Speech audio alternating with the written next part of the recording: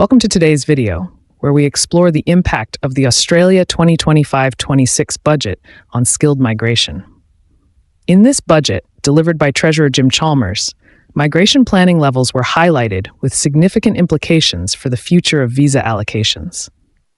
The budget reveals that the total number of migration places, representing the actual number of visas to be granted each financial year, will be gradually reduced. The current figures show an outcome of 435,000 for FY 2023-24, a forecast of 335,000 for FY 2024-25, decreasing further to 260,000 in FY 2025-26, and reaching 225,000 in FY 2026-27.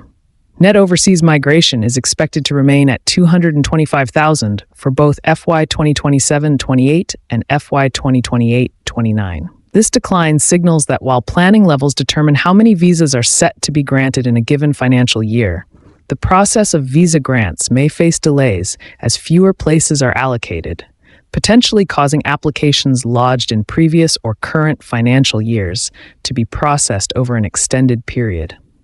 As Australia refines its economic strategy, these changes come at a critical juncture, balancing population growth with sustainable economic development. With fewer migration places available, skilled migration categories, such as subclasses 189, 190, and 491, will become increasingly competitive. This tighter cap means that not only will fewer visas be granted, but the overall process might slow down due to the constrained number of places. Applicants may experience delays as visa grants are processed, since each visa granted consumes one place from the annual planning level, regardless of when the application was lodged. Consequently, both the timing and predictability of visa processing could be affected, adding another layer of challenge for those seeking skilled migration to Australia. The broader implications of these changes extend to the Australian labour market and economy. Employers might become even more selective in their recruitment practices, seeking candidates who not only meet but exceed the increasingly rigorous criteria. This environment could elevate the quality of incoming talent, ensuring that key sectors receive the specialized skills they require. However, there is also the risk that, in some industries, a limited influx of skilled migrants could lead to shortages, pushing local businesses to invest more in upskilling domestic workers and refining training programs to bridge potential gaps. Economically, the decision to lower migration planning levels is reflective of a deliberate shift towards quality over quantity. The strategy encourages prospective skilled migrants to enhance their qualifications and specialized expertise, as only the best qualified candidates will secure a visa amid a slower processing environment. This approach is designed to boost the overall standard of the workforce, aligning migration policy with the broader goals of sustainable economic growth and a resilient labor market. Moreover, the reduction in available migration places will likely influence long-term demographic trends in Australia.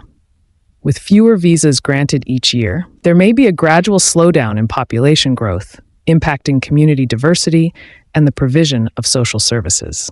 The government's cautious approach aims to manage these demographic shifts carefully, ensuring that the benefits of a dynamic, globally connected workforce are balanced against the need for sustainable development. In conclusion, the 2025-26 budget not only signals a reduction in migration planning levels, but also raises important questions about the efficiency of the visa granting process. The reduced number of available places means that delays in visa processing could become more common, adding complexity to an already competitive environment for skilled migrants. As Australia shifts its focus towards higher quality migration outcomes, both employers and prospective migrants must prepare for a more rigorous selection process and potentially extended waiting times. This evolving landscape underscores the importance of staying informed and adapting to the new realities of Australia's skilled migration program. Thank you for joining me in this exploration of the evolving skilled migration landscape in Australia.